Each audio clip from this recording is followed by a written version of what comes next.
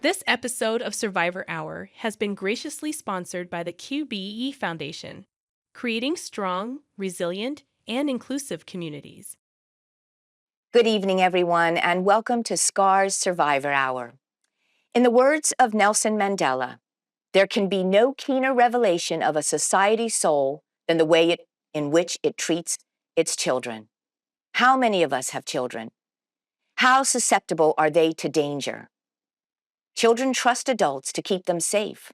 Children should never have to worry about their safety. A child should not have to stay up at night worrying about how to stay away from that relative who is sexually harming them, or that friend of the family who exposes their genitals to them, or that creepy relative who makes them feel uncomfortable with the inappropriate sexual comments. When a child is not protected, we as a community will be affected. There's a spillover from a child being sexually harmed. Some experts estimate that 1 in 10 children will be sexually abused before their 18th birthday. Another statistic is 1 in 7 girls and 1 in 20 boys under the age of 18 experience sexual abuse or sexual assault. Our own community survey conducted in 2017 with SCARS and the Bermuda Health Council were even more disturbing, with 1 in 3 residents reported being the victim of sexual abuse prior to the age of 18.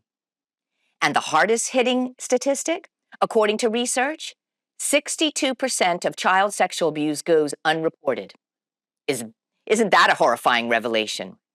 Because if this is true, all these numbers are unreliable, and that should horrify all of us. But I think we can all agree, 1 child abused is too many. This show is about the aftermath of abuse.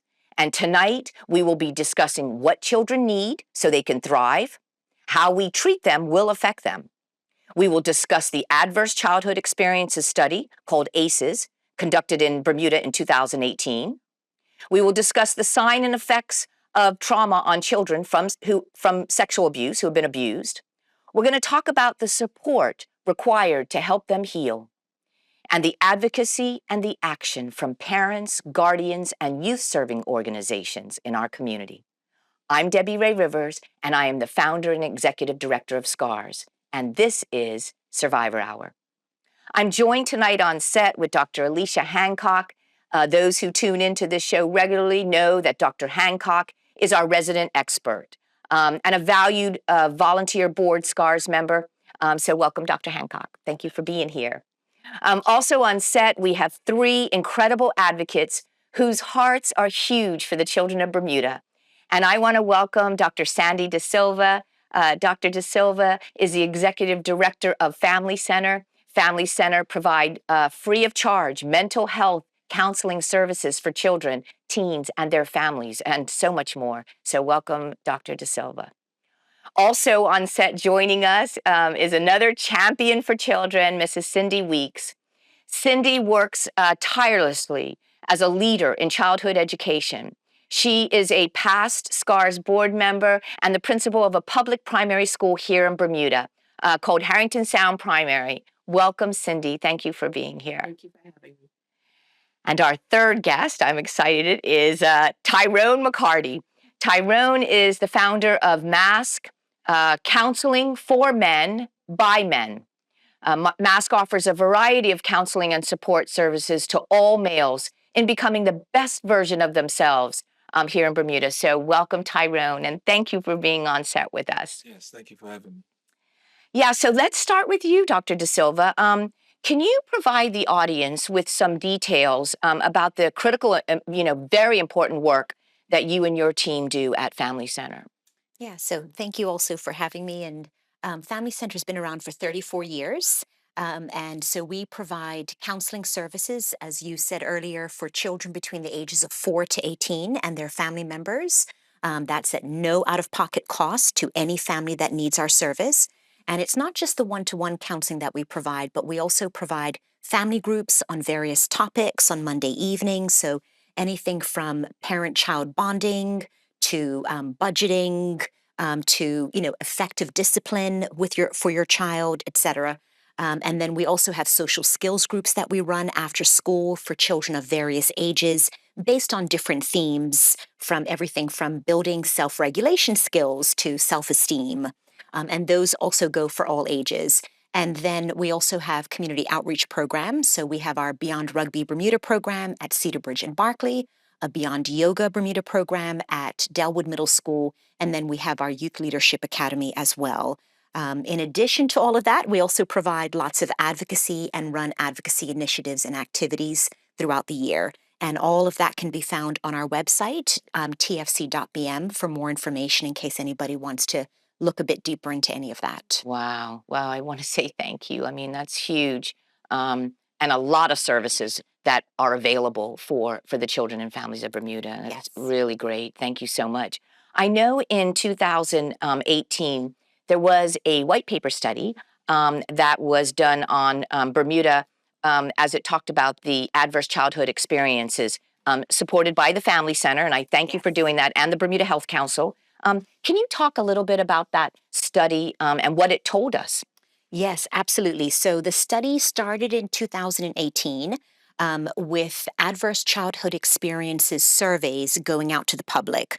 So adverse childhood experiences are any negative experience that you have had, a person has had under the age of 18, that fall into the categories of the various types of abuse, the various types of neglect, also household dysfunction. So, for example, whether you had a family member that was incarcerated, or whether your parents were ever separated or divorced, or whether there was substance abuse and use by parents in the household, etc. And then, to Bermudianize this survey, because it really came from an international survey, because the work on ACEs started many years before we did our own survey. Right. So the questions that we added to the survey for Bermuda had to do with also exposure or experience of road traffic accidents. The second one was experiences of racism, and then also poverty. So we added those questions for our Bermuda version. And so over 700 participants responded to the survey. The survey is actually still live on our website, again, so tfc.bm. It's also a place you can find the full paper. But what we found was that the more adverse childhood experiences that people reported having before the age of 18, then the more negative health outcomes they have as adults. So we're talking about everything from chronic health conditions like diabetes and cancer and other such conditions, to also mental health, major mental health problems as an adult, to being involved in the criminal justice system, etc. Right? So we know that what happens when we are children, and if it is negative, shows up in our lives in various ways as adults. And in fact, the higher the adverse childhood experiences that you had, that led to a 35-fold increase in chances of having negative health conditions. And then in terms of how many of the 700 respondents actually had adverse childhood experiences, 60% of them experienced childhood household dysfunction. 40% experienced child sexual abuse. 48% experienced racial prejudice as a child, and 80% observed trauma as a child. So the other very impactful statistic that came out of the research was that as a Bermuda community, just knowing that our neighbor has been traumatized, or hearing about it in the news, and we know what's happened over the last few months, right, is that it affects us as well, because we're so tight-knit and we're so small. Yes. So people were reporting adverse childhood experiences, even if they hadn't experienced it themselves, but being impacted by a family member having had a major traffic accident. And we know what's happening over the last, we know what's been happening on our island, and how everybody's talking about it. So we have yet another adverse experience, Yes. for both adults as well as children. Wow. So those are some of the major findings of this study that was then published in 2020 Yes. by Dr. Stephanie Guthman, Yeah. who was formerly at Family Center, and Mrs. Tara Hines, who was part of Bermuda Health Council at the time. Yes. Wow. Thank you so much for doing that, because I know that study is being used a lot in the United States, right? When it comes, Yes. as it pertains to organizations, families, and realizing that, there is pain after trauma. Absolutely. Yeah. So, what the study, when it became famous in the US, what it led to, a lot of health and mental health service providers started to ask questions about past experiences of trauma with children and teens and even adults, because what you see on the outside in terms of signs and symptoms is not what you should just be treating. We Right. should be looking behind that and peeling behind that. Yes. And so asking people, so what has happened to you, when you were growing up, that could be actually affecting what's going on with you today. Right, right. But that gave us a broad picture. Yes. We can start dealing with these things when people share their pain. That's the most difficult thing, is it? To get people to open up. And there's a lot of shame around a lot of these ACEs, Yes. because, and especially with young children, sometimes they don't even really understand it's wrong or something's happening until they get older and realize, oh, yeah, I do remember. I know I just lived with that alcoholic father, but I didn't realize how much it was affecting me, or I was abused, and I didn't forget. Now I'm realizing why it was difficult for me to learn in school and to pay attention in school, and we start figuring out all these things because adults took the study. Is that right? Was it Correct. targeted Yes, it to was all adults? adults. Yes. Absolutely. Yes. Yes. The ACEs survey in and of itself is for adults Wow, over the age of 18. that's wonderful. I do know that the first ACE is physical, sexual, and emotional abuse, isn't it? Mhm. That first ACE, is it broken down The to the first, three? yes, absolutely. So there are questions about the various types of abuse, so physical, sexual, emotional abuse, as well as also neglect, because there could be financial neglect, Yes. physical neglect, etc., lack of shelter. So it actually has various questions. And again, our survey was expanded to include the traffic accidents, experiences of poverty, experiences of Yes. racism, Yes. because these are all All other forms of trauma that are absolutely, deeply impactful in our lives. absolutely. Um, Tyrone, let's talk about the work at Mask. My goodness. Yeah.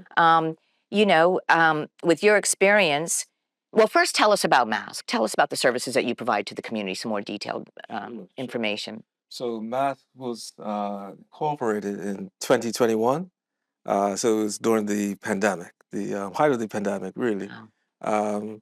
But it's actually an idea that myself and my two other co-founders had many years ago. And we implemented it back in 2021. And so Mask is designed or established to offer mental health services to men. So it's specific to men and their needs. And I believe there were several reasons why we wanted to focus on men, but specifically, I would think for the stigma, the male mental health stigma is stigmatized, and so we knew that there was a need to target this group, and so we accept males from adolescence to late adulthood, Wow. and again, providing services such as uh, persons who are experiencing depression, anxiety, relationship issues, trauma, complex trauma, and runs the gamut. And so we've been, like I said, established since 2021. 3 years ago, we are now located on Reed Street in Williams House, Wow. and it suits our needs and for the kinds of things that we're offering. We are beginning to enter the space of EAP, employee assistance provider services. So Great. we're expanding, we're offering groups, and of course, mainly concentrating on individual counseling. I love that. Yes.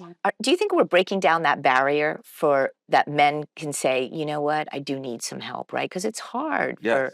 for women, let alone a male, to say, I need some help, because Yes. men are supposed to be, the Stoic or in control. Yes. And so I do agree with you. We are, when I say we, I'm using the outside of mass, but we as a community, even as a global community, breaking down those barriers because we see in popular culture where men are being upfront of the things that they experience.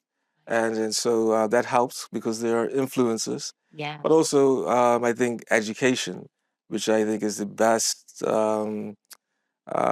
way to mitigate the barriers for men availing themselves to counseling. And so Yeah. letting the community know that therapy is not surgery, physical surgery, but Yes. it's it's a lot of it's talk therapy, a lot of it's processing the way the person thinks and opening them up to new perspectives, and it's really being guided by the client. And our role as therapists is providing the positive regard and just helping the client achieve whatever goals that they have at that time. Wow, Yeah, I love that. yeah, That was a real need in our community. There was a gap there, yes, for men. And so it yes, just warms my heart that there's a place yes, that our men can go to because, yes, listen, they have feelings too. They yes, have emotions too. absolutely, They might have witnessed abuse in the home or abuse themselves or, neglect, abandonment, and they need that help as well. And yes, it doesn't make them weak. I don't think, this is where we have to kind of change that mindset that if we need help, we're weak. No, no, we're not weak. We actually care about ourselves yes, and care about the people in our life to get better and to know that there's help out there. absolutely. Couldn't agree with you more. Yes, Yeah, yeah. that's wonderful. Let me ask, does the aftermath of abuse look any different for a male, you think, than a female? So if a female was abused, are there different, counseling methods for women, you think, than men? What do you think the difference is with what the scar of abuse Yes. on a female? Is there different than a scar on a female from a male who's been abused? I think the expression of it is different. Yes.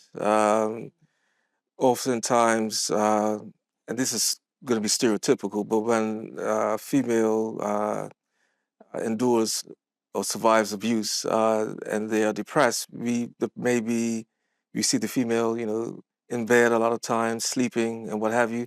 Whereas in males, they endure depression or suffer from depression, but it may manifest differently. So maybe the use of substances, or I'm going to be the life of the party now, and I'm going to work more in their jobs and do overtime or take on more responsibilities. Right. And it doesn't come across as depression because it looks like they're still functioning and producing, but they may still be going through depression.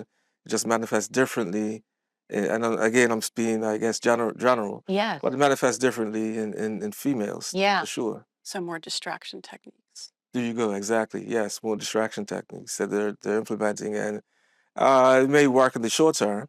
Yeah. It can be helpful in the short term, but over time, it may not prove to be beneficial Right. or healthy long term. Right. Yeah, Yeah, it just seems, men are groomed to protect and not need protection, right? absolutely. That they're Yes, supposed to be resilient yes, and yes.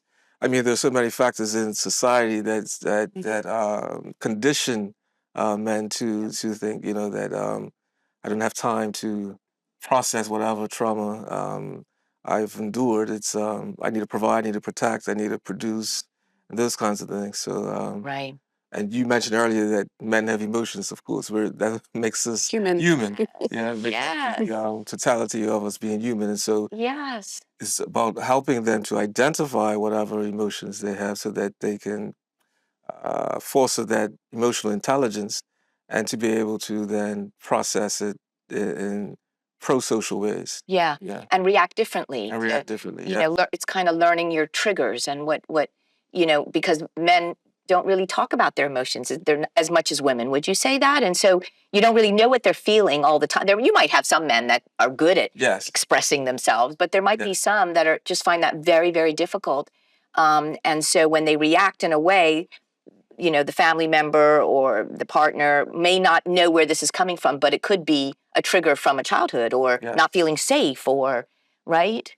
No, absolutely. And I'm going to perhaps harp a little bit on education because Mhm. that's part of my background as well. But I think we have to educate the client. We have to provide them that language and show them how these are the emotions. This is how you can identify what you're going through, Yeah. perhaps through the things that you experience in your body, Yes. those sensations, those thoughts. Yes. So it's providing them the education, providing them the language. and the tools to process all of that. Yeah. Yeah. And that probably should start young, right? Yeah. That's we're going to bring you into education too. Yes, thank you Yes. for that Yeah. because I was listening to you talk, Ms. McCarty. I was thinking about at the primary school level Yeah. how you can tell when something is wrong with a child. You may not know what it is, but with girls, they express it differently. With boys, they feel like they can't even cry. They may be standing there in front of you and they're holding it in with all that they have, and you want to just hug them and say let it out, which we do. But they feel like they still have to have this macho, at 6 or 7. They still feel like, I can't do that. I can't let my friends see me this way. Whereas a girl will be more expressive. She'll be detailed in what has happened. Whereas a boy, no. So when you were saying that, I said, wow, look at that. It starts from young, Yes. teaching them how to have that voice. And normalizing emotions. They Yeah. don't. They don't. Yes, that's right. Yes. That's Yeah. right. We almost need that in every school. In every school. Definitely. We need that in every school, that, school. a place where they can learn it's okay, okay to get it out. Because if we keep holding things and pushing things down, it's going to come out in another way. Exactly. And teaching that young, early. I'll say, actually, let's start it even in the household. Household. Right, in the Right. household. Yeah. So when they are learning language and, adults around them are role modeling, language that they should be hearing it from the adult, male and female caregivers in terms of just modeling the use of emotions. And it's okay to cry versus, come on, man up, we're not going to cry and that sort of thing. And certainly there's some of that that's also normal too. And we teach our girls that too in terms of not, okay, is this something, I know you're having a big feeling about this right now, but is this really that big? So that's, we should be doing the same emotional connection and teaching the same emotional language to both our boys and our girls, so that by the time they get to school, that it's not the teachers that are needing to teach from scratch. Exactly. They're already coming in with the language and the normalization that it's okay to feel Yeah. my feels. Yeah. Yeah. Yeah. I'm glad you pointed that out, Sandy, because the home is the first school, Absolutely. the first That's right. Yeah. place Yeah. to, It is. If It you- really is. And I want to say, I have to applaud you, Cindy, because for years you have been strongly encouraging your P1 parents Absolutely. to come into a SCARS room, to Absolutely. get SCARS certified, to hear what they need to know to prevent the sexual abuse of their little ones, Absolutely. and to get that message in early. We do. And so I want to thank you, because you've been doing that for the last, I mean, really, the only school that I know of, and I've been doing, this work since we started, that really, we do a private session for Harrington Sound every September for your P1 parents. Wow. And they eagerly sign up, and because you want them to have those tools when they come to school, that they know their bodies are private, the proper names for their private body parts, respecting others' Yeah.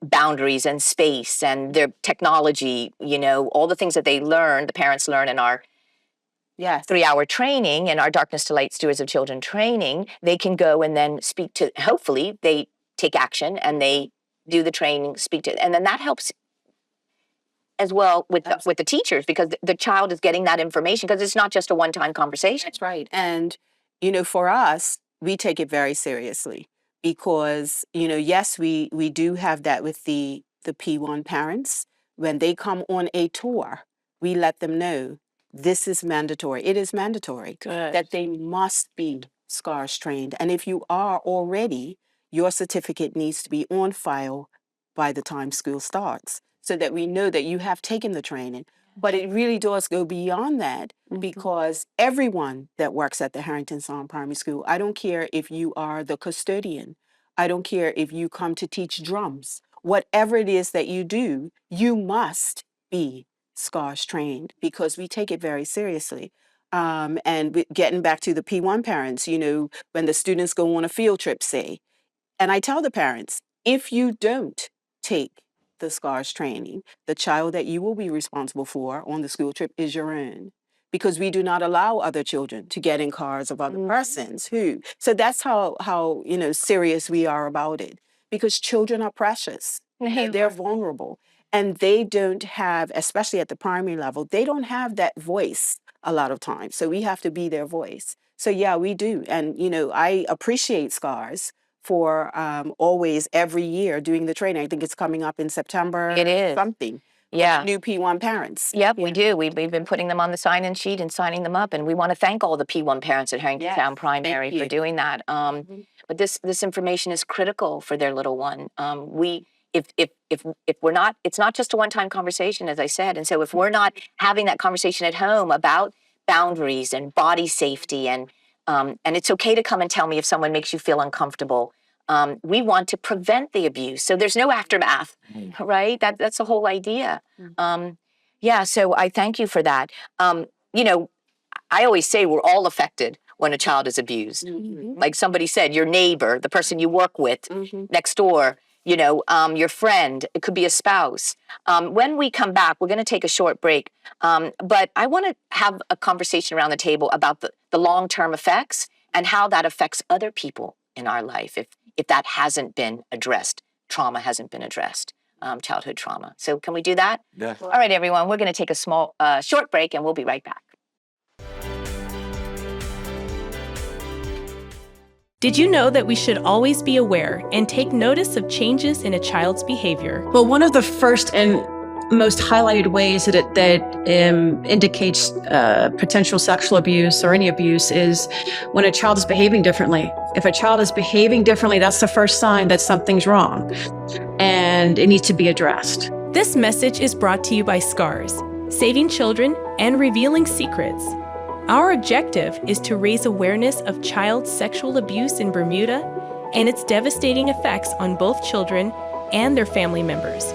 Join thousands of Bermudians who have been certified and recertified. To get certified, call 297-2277 or email info@scars.bm.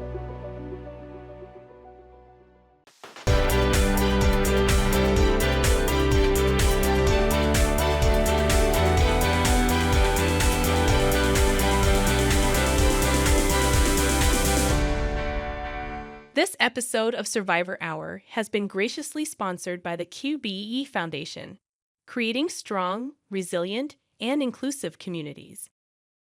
Welcome back, everyone. You know, before we took a break, we were talking about the long-term effects, and we want to get more into depth on what are some of those long-term effects when a child has been traumatized. And I know that there's a real difference with what adverse childhood effect they had might be a different response in terms of their trauma. So let's talk about, you know, some of the long-term effects of on children who have been traumatized. So essentially, the impact of sexual abuse occurs immediately after the onset, which can often be during the grooming period of sexual abuse. A child will start feeling a lot of discomfort, maybe not know why. There's often changes in the brain, which include specifically the region of the amygdala, which is responsible for fight, flight, freeze mechanism. Another area in the brain that gets affected is the prefrontal cortex. So often there's inhibited communication between the amygdala and the prefrontal cortex, which is responsible for things like executive functioning, emotional regulation, the ability to focus, things like that. Essentially, children, you'll see a lot of emotional dysregulation. The tolerance for stress decreases, so you find that they're quite hypervigilant, hypersensitive. Their whole world becomes unsafe to them. They struggle to find safety, emotional safety within themselves and with other people. Oftentimes children will experience a lot of anxiety, which can propel into things like obsessive compulsive behaviors, PTSD symptoms. I see a lot of children that, when they evolve into adults, or when they develop into adults, they have very perfectionistic behaviors. And you see it in children as well, where they struggle to accept making mistakes. They overreact when they make mistakes. And a lot of these, again, are protective behaviors. Many times you'll see children of sexual abuse, they become very afraid of a lot of things that they never used to be afraid of. So things like sleeping disturbances, they may now be afraid to sleep alone or go to sleep. You often see eating disturbances as well, where they may eat less. Um, and then as they develop into adolescence, the anxiety just amplifies, just like it does into adulthood. So you'll find there's a lot of need for more control of their life and control of situations, in which when they don't feel like they have control, they internally panic and, then overreact many times. There's a fear of the unknown because as we develop, there's more and more responsibility. So you can see why the anxiety then amplifies when there's more and more anxiety. I often find when I meet adults who have experienced sexual abuse that haven't been healed or treated, they're governed by a set of rules that they live by, and those rules are designed to protect them. Because the idea of constantly anticipating trauma is a way to protect yourself, seemingly protect yourself against it from happening again.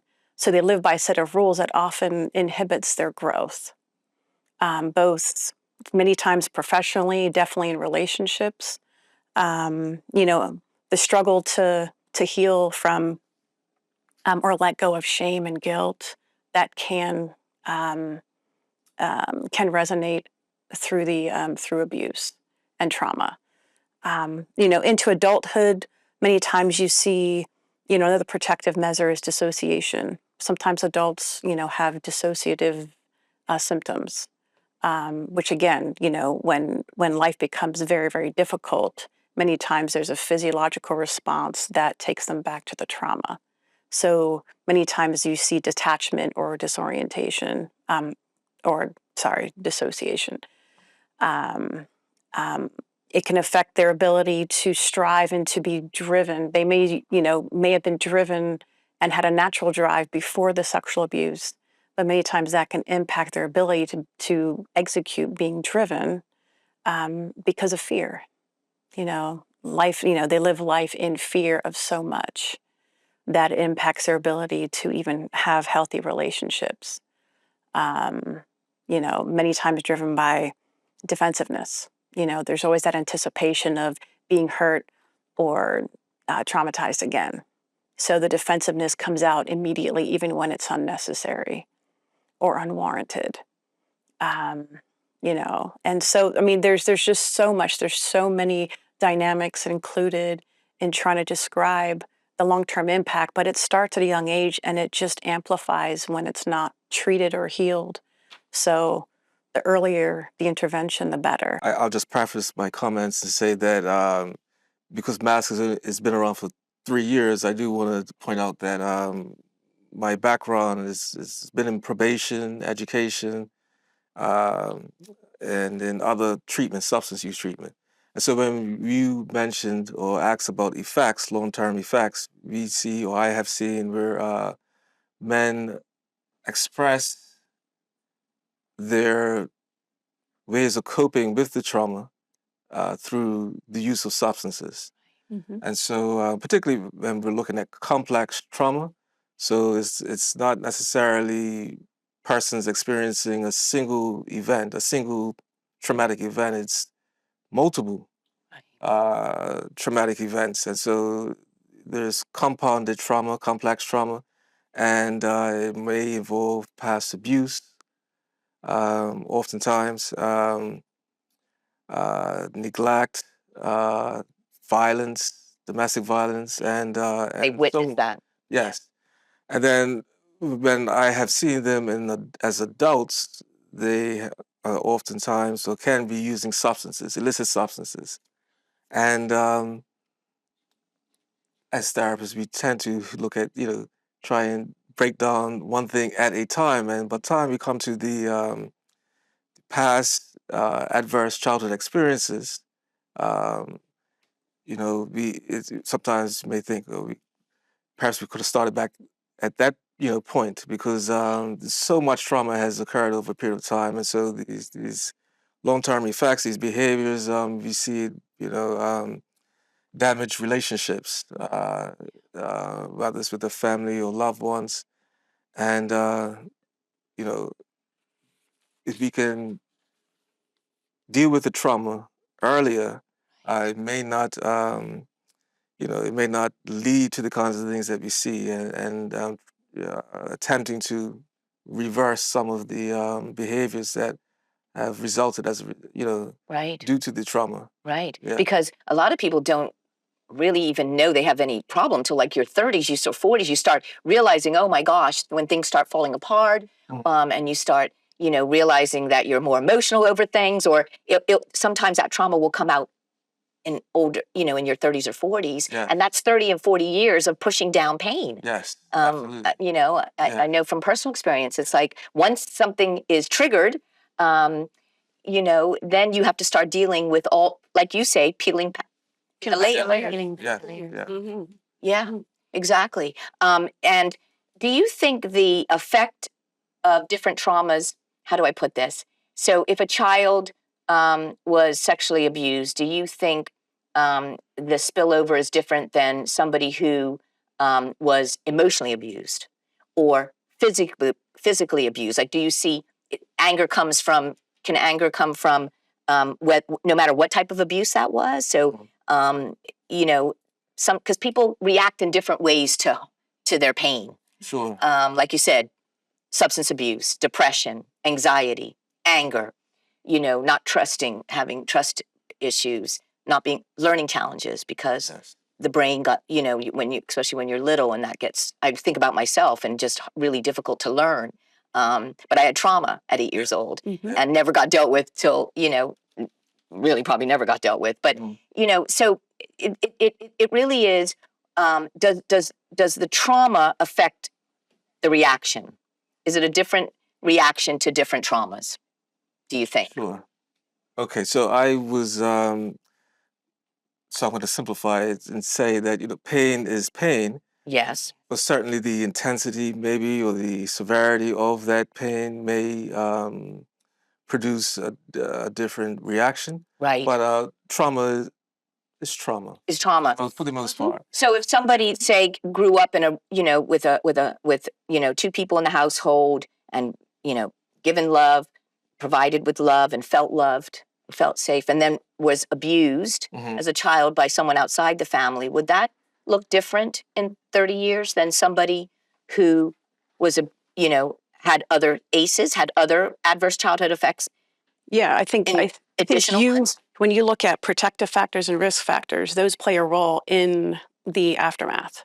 Right. So the more protective factors you have, like potentially a two-parent household, a lot of support, intellect, that other things around them, other elements around them are safeguards. And they can play a role in helping to facilitate recovery versus if there's more risk factors that can play a significant role in the lack of. Right. This is why childhood is so important. This is why childhood, safety, safeguarding, keeping children protected, loved, feeling safe. This is why it's so important, because we will all be affected if we don't intervene early when we see a child in pain, right? Yeah. Absolutely. And formative experiences, I always say, shape futures, right? So, you see children when they come in and they could be 5. They could be acting out. And it's not just a situation where you say, okay, you're acting out, you go over there, you go in the corner, you do this, you do that. That's a conversation for parents or guardians, because sometimes it may not be mommy, daddy in the home. Maybe it's grandma, right? Maybe it's auntie. There's a lot of dynamics to what the family looks like these days, and maybe even in the past. But when you see a child and you see the way a child is acting, what they're doing, that it's got to be something. And it's up to us, I say, in the school system to ensure that we provide that safe haven for children. We allow them to have that voice. We allow them to feel like, maybe if something's going on over here, when you walk through these doors, we want you to know that you are safe, you are loved, you are cared for. So it's very true. Yeah, and kids spend most of their time at school. Absolutely. Spend more time with us. Huge safeguard. Yeah. Huge. Yeah.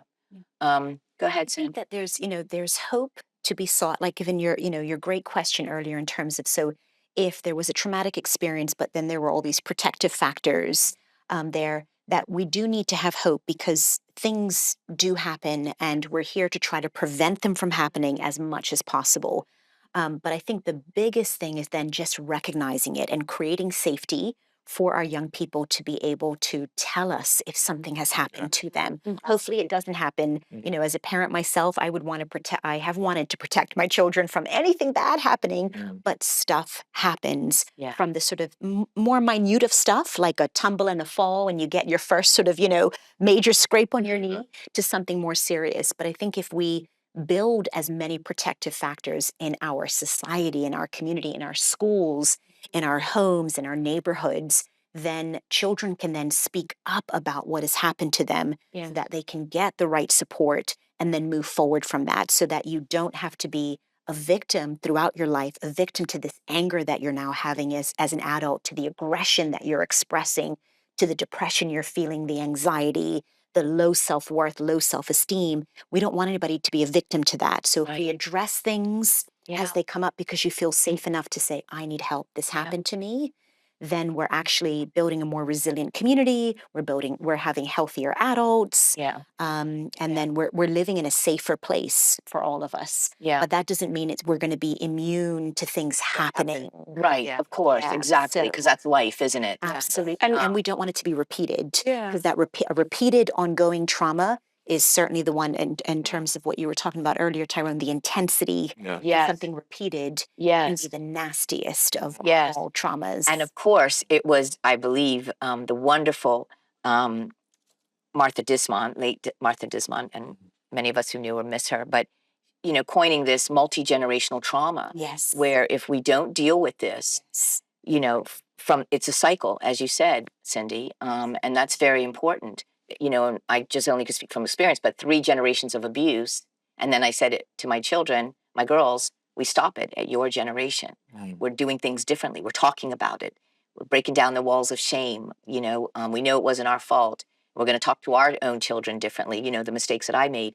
And it's important to have those conversations. But shame, I always say nothing silences us more than shame. And there's so much shame if we think we're not perfect, or our family's not perfect, or it's okay. Shame and guilt. Shame and guilt. Exactly. That's another unfounded guilt, which can prevent us from reaching out for help, or afraid if I talk about this, then it's going to make, if I tell children about sex, then they might go and do it. That type of thinking that there's so much shame around that, or, you know what I mean? And those are legitimate, thoughts, if you will, right? Because we're all human. We've all had those thoughts about something in our life. So help, there's confidential help. What we do, the cornerstone of what we do, and even if you go and tell the principal of your school, or we have to hold that information sacred. So for people to understand that there are confidential places to go and seek help, because I get it. We don't want all of our stuff out there for everyone to know. I think that's a real human feeling, and it's understandable. So, it is the cornerstone of what we do to protect your story so that it does remain confidential. And to give you the help and the support that you need. So that you also feel comfortable step by step of the way. I think that's so important. We actually tell the children at our school, and, I have to give kudos to Dr. Suzette Bean, who is absolutely amazing as the counselor at our school. But, you could say to a child at our school, they'll come and they'll say, oh, this happened. What did you do? Oh, I tried to talk to Miss So-and-so or Mr. So-and-so, but they were in the middle of something. What did you do next? I went to somebody else, because they're taught that if one person can't assist, you go to the next trusted adult. That's good. And they know that they have, we tell them to choose at least 2 people in the school that you feel like you can talk to. And we tell them from 5. And if you go to one person and they say, you know what, I'm in the middle of da-da-da-da, they will go to someone else. So it's very important what you were saying, that they need to be able to have someone that can listen, can advocate. And that's it. And make sure that everybody's equipped with the right tools on how to talk to children, because I find a lot of, particularly parents, and it's very, very normal to just want to know the information. And we get into this phase of trying to interrogate Mm-hmm. asking questions about it rather than just sitting with them and accepting what they have to say. Because the more you question children about details, the many times children start thinking, well, am I saying something wrong? So then the more times they have to explain it, then the story changes. Yes. And that's a problem. So we have to equip parents and everybody on how to talk to children and get them to open up to you. And that's interesting that you say that too, because talking about the aftermath of abuse or trauma, one of the things that has come out of situations for us at our school is having the opportunity to say, hey, look, we need training in A, B, or C, which is why over the last couple of years, I started getting some professional development for myself, my staff, for restorative practice, and also trauma. Because we're not the experts, and as you know, in the school system, we wear multiple hats. Yes. And a lot of those hats go on before you actually start to say, okay, A plus B equals, Yes. right? And so having the opportunity to be able to kind of expand our knowledge and get that training and learn how to identify the signs and talk to children is something that has actually come out of experiences that we've had. So That's wonderful. Great. Great at Wow. every school. Yeah. Kudos to our teachers out there. Yeah. Because it is not, and it's a huge job. And like you said, they're in the school many time hours more than they with their loved ones. And so and it is also equipping like I love what family centers do with parenting skills and helping Go absolutely, yeah, because it is intuitive to grill our children. We're like, hey, what happened? When? How? Yes. Who did it? I'm That's gonna right. get that That's person. right. So that's we all feel that, and so. But you almost have to do something that's counter to the emotional reaction that we're having because we love our children, we want the best for them. So getting that support, which is why at Family Center it's not just seeing the child one-to-one. We've got to see the parents, we've got to see the other caregivers in their lives to equip them with those skills and the tools. As a parent myself, I have to remind myself all the time, what is a better way of saying this right now? I'm going to get a better response because my gut is wanting to come out in a more reactive way. That's me. And so that's and that's okay. So normalize it. We're all okay. Like okay. Let me learn the better skills. Yes. Not just for teachers and trainers. It's also for parents. But think about the caregiver that's been traumatized. Yes. Yeah. So you're not going to react that way if you've not dealt with your own trauma, and you're going to respond like someone who's been traumatized. Yes. And sometimes we have to just put ourselves, in the shoes of a child, because I always say in the training, like, children are not mini adults. They just see this big person who's bigger than them, reacting, and they don't understand. Well, they're reacting because they've been triggered from something a minute ago, or. But they become hypersensitive too to their surroundings. Once the trauma has happened, there's hypersensitivity to everybody. It's the tone of voice, what you say, how you say it, and that will either increase, depending on what that's like, it'll either increase their ability to open up or it'll close them off. Yeah. And that's something that the restorative practice has actually taught us, because there is that tendency to raise your voice when something's happening. For sure. You had to repeat yourself 3 or 4 times. And I think that's just kind of a natural reaction. But going through the training, you learn that, hey, we talk like this, we react like this, we allow them to have a voice, we listen intently to what it is that they're saying, and we validate them. We don't ever want them to feel that they are not validated and what they're saying is not important. Yeah. Does restorative practice go into other schools? Do they? Restorative practice is something that is going to be mandated for all schools. I love that. We decided, I decided a couple of years ago because you know what? It's funny. You have these discipline plans for children, right? When things happen. And we've all heard of suspension. We've heard of expulsion. We've heard of all of that. And it's funny, my husband and I talk about it because when he was in high school, he was expelled. Brilliant person, but he was expelled. And I said, well, why did they expel you? He said, I don't know. My behavior was not good. He said I was bright, but my behavior was not good. And so we talk about those things, and he says things could have been so different. Yeah. Had they sat me down and, Yep. A, B, and C. Yeah. But we do have that tendency to kind of escalate React. the behavior Yeah. and react in a certain way. Whereas with restorative practice, you're learning to, sit in that village meeting first thing in the morning, allow the children to have that conversation. If there's something that happens during the day, you stop as a class, you have that circle time, you listen, you make them feel important. Yes. Everybody, so we're learning, we're growing. We are. Work in progress. It is a work in progress A work in because I can progress. remember a word called the cane. The cane. I remember the cane. I mean, we've come a long way, Yeah. right? I mean, think about Yeah, I'm sure you remember more than just the word, but perhaps the actual Yes. physical. Yes. Yes. Yeah, you've some have felt it. Yeah. Some felt it. Yeah. Yeah. Adverse childhood experiences, I was thinking on the way here, I was saying, I remember when I was in school as a child, and I won't name the primary school, I love it to death, but I won't name it. But I remember being cracked on my knuckles. I wasn't a bad child, but I was chatty. I'm still chatty. I remember We being like that. cracked on my knuckles for talking during class with this big, thick thing of rulers, and it had the little thing around it. You know what I mean? And I used to say to my mom, I don't like that teacher. I don't like that teacher. And even to this day, when I see that teacher, the first thing that comes to my mind is the rulers with the, right?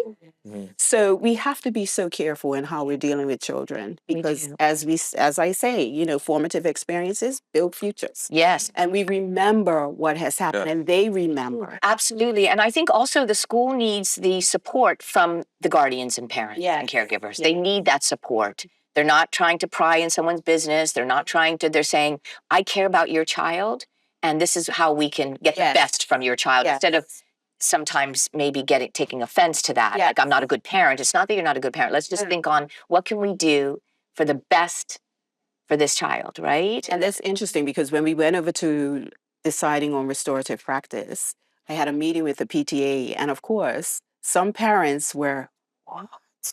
That's how we're doing it? Well, what if the child is bullying my child? I want them dealt with. You know how it goes. Yes. So, that whole kind of paradigm shift is not easy on anyone. It wasn't easy even on teachers. Right. Wasn't even easy on me because we want things to happen a certain way. But we have to realize in the long term, is it beneficial to do it this way, suspend, expel, or is it beneficial to get them to see what is their role in this? What part did you play? How did you make others feel? Which is why I thought that was so interesting what you were saying earlier, right? Right. Yeah. Yeah. I mean, this is good conversation, everyone. I mean, we have to talk about these things. We don't want to just say, well, this happened in their life and we have to live with it. This is prevention. Yes. Really, when we're talking about what we can do to make it better for our little ones, that's prevention because that little one's can grow up to be an adult and you might be married to them or I might be a partner in someone's, no, I'm already married to a wonderful husband, but somebody else, you may marry someone, you may be a partner with someone, you may work with somebody, you may be a family member or a friend to someone. And so we need to just make sure when our children have the ability to have the best experience of their life so they can be the best adult, right? That a healthy adult. So we're going to take a short break and we'll be right back.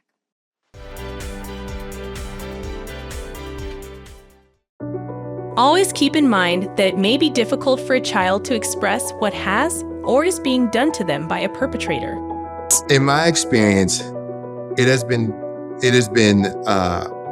often tough on the surface to figure out that what a child is experiencing is that they're being abused or sexually abused by a perpetrator.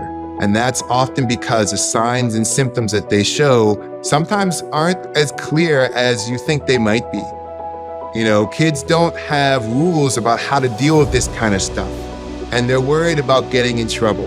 And they're worried about what happens. And this is an uncomfortable conversation for adults. So I can't imagine how tough it would be for a child to explain any of this stuff in a way that would make sense. This message is brought to you by SCARS, Saving Children and Revealing Secrets. Our objective is to raise awareness of child sexual abuse in Bermuda and its devastating effects on both children and their family members. Join thousands of Bermudians who have been certified and recertified. To get certified, call 297-2277 or email info@scars.pm.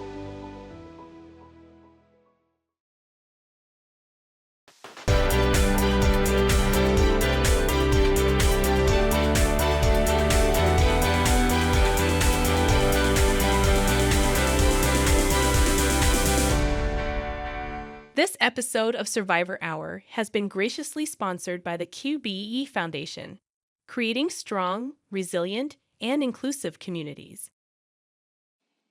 Thanks for coming back, everyone. Let's talk a little bit about, as we end the show, the aftermath of abuse and some of those effects. And I wrote some bullet points as I was studying for this segment. But, learning challenges in school, as a result of trauma, right? Decreased school performance. Like, how do you focus? How do you learn when you're being abused at home or outside of the home? That must be very difficult. That little one is in that classroom, is only thinking about what's happening to them or when they're going to see this person next, or, what happens when this person comes over their house. How to protect themselves. How to protect themselves, right? That's what they're thinking about. It's really hard to, I would imagine, to learn. Then, of course, crime, right? Like anger, betrayal. We had one survivor who said to one of our facilitators, people are going to have to suffer the way I suffer because nobody protected me when I was little. I don't care about anyone or anything. Wow. That makes sense, though. I mean, it's not right. But if nobody protected that little one at home or wherever they were going, where they were being abused, or nobody was listening or nobody reacted responsibly, that might bring out anger and want people to be hurt the way they were hurt. I understand that. Or perhaps even, suicidal thoughts. Like there's no hope in my life. Like, that's an aftermath of abuse. Like, people aren't listening or they aren't seeing what's happening. Or I have no self-worth or value. And so I'm worthless. Drug and alcohol abuse. We know about that. We know that's one of the aftermaths of abuse, right? And eating disorders and, addiction.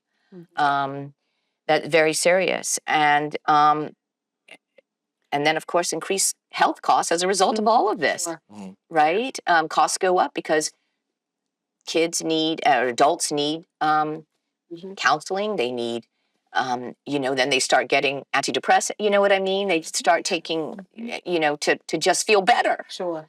So let's talk a little bit about that. I was going to say that, one of the things that can occur in terms of the aftermath as a result of abuse can be the abused victim becoming the perpetrator. Yeah. It's one of the things that come to mind. Mm. My master's degree is in clinical criminology. So when you mentioned, so clinical criminology is basically crime and mental health Right. put together, merged, and the treatment of it. And so when I think of the aftermath of abuse, particularly whether that's sexual abuse, physical abuse, the victim can become the perpetrator. If there aren't interventions put in place at the time or shortly thereafter of the actual incident.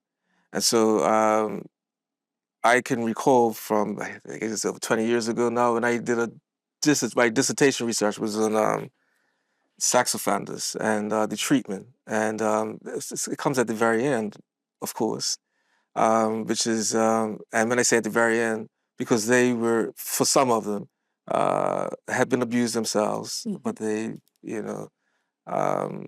perhaps didn't get any treatment for that traumatic event, and then end up being perpetrators themselves. And so part of my research was looking at cognitive behavioral therapy and as a treatment for convicted sex offenders. We don't want to get to that unfortunate end. And so when we don't even want the initial abuse to take place. And this is why we have an early conversation about prevention and educating the community, which is one of the things that SCARS does great work in, because we want to change these cycles of abuse. Yes. Yeah, and be able Yes. to, you know, stem it, stem that tide, that unfortunate tide of the abuse. And so when you mention, you know, what are the effects, potential effects, you know, the effects is the victim becoming the abuser. Yes. Definitely. Yeah. And you know, it's just so much that you can say, I think, from every perspective. From the school perspective, when we talk about learning challenges, a lot of times the root there is something traumatic, right? A lot of times. And I remember doing professional development with my staff, and then I did it with my parents, and we called it Rocks in the Backpack. So I walked around the school and I found all these heavy rocks, big, boulders, and I even had the children bring them to found another rock. I thank you. So I put them in this backpack. But before I did, I put a sign on each one. Right, one was say incarceration of a parent. One was say I witnessed physical abuse. I witnessed or sexual abuse or whatever the case may be, mental illness, drugs, alcohol, all of that. So I passed the backpack around in both sessions. They were individual sessions, parents and separate from teachers. And I said, how did it make you feel, holding that backpack? And they said, oh my gosh, Miss Weeks, like, what's in there? What did I? And so then what I did, I took each one out and I put it on the table and I read what it was, sexual abuse, physical abuse, emotional abuse, parent absent from the home, whatever the case may be, alcohol abuse. And I said, these are the reasons why some of our children can't learn. Mm. There's no room in their backpack for learning. Right. They have to get through all of this before they can learn. Yeah. And parents, I mean, there were tears, there were, the teachers were, Right. and of course, children of trauma become adults of trauma, as we've been talking about. So we may have even had persons in the room who were adults who had experienced it as a child. Yeah. And so that was such a weighty thing. But I think it drove home the idea that, and the thought that, we really do have to get a handle on what's going on with our children. And we really do have to find a way to deal with these traumatic situations that are happening, because they walk through the door and a lot of times they come for lunch because they can't think about anything else. They can't think about learning. Right. And it's not that they can't learn, but all of these things, all of these rocks in their backpack, is just weighing them down. Yeah. So, yeah. And that sort of exercise just makes me think, you're creating this sort of culture of, let's talk about the stuff that can be in anybody's background and creating this sort of culture of accountability as well. And I think that's huge in terms of the advocacy around abuse and what you do with SCARS every day, with the education that you do. And the way that your school culture is, it's creating this culture of sort of, it's safe to talk about our adverse childhood experiences. Yes. And let's be accountable to our children Yes. by actually taking this step to do it. Yes. Because they do need to feel loved. They do need to feel cared for.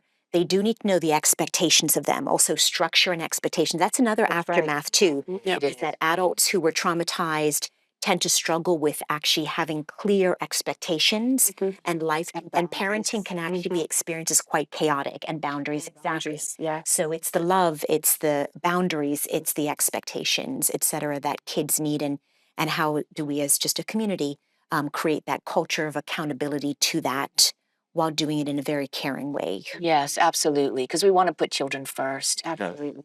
That's so critically important. And the action out there is, if you're a parent or a guardian, reach out for some help. If this is an area that you struggle in, or you've had trauma yourself as a child and you haven't had some help with that, it's okay to ask for some help. We're human.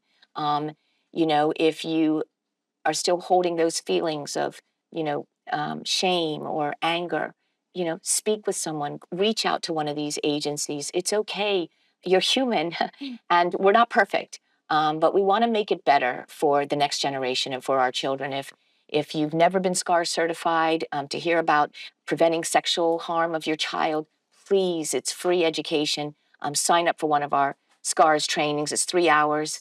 It really will give you the tools and the information that you'll need to prevent your child from being sexually harmed, really developing that relationship that they can come and tell you anything.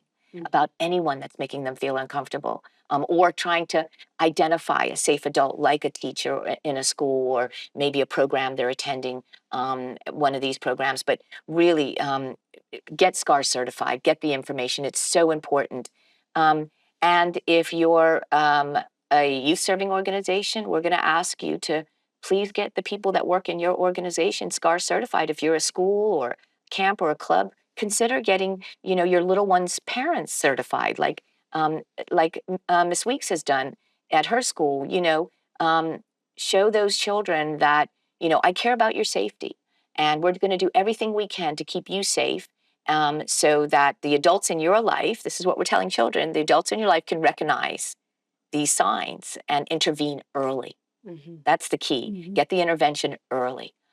So on behalf of SCARS, all of us, thank you. Thank you for being here. Thank you for your wisdom and guidance, your advocacy, and your big hearts for children and the work that you do every day. We really appreciate it. Thanks, everyone. Good night. Thank you. This episode of Survivor Hour has been graciously sponsored by the QBE Foundation, creating strong, resilient, and inclusive communities.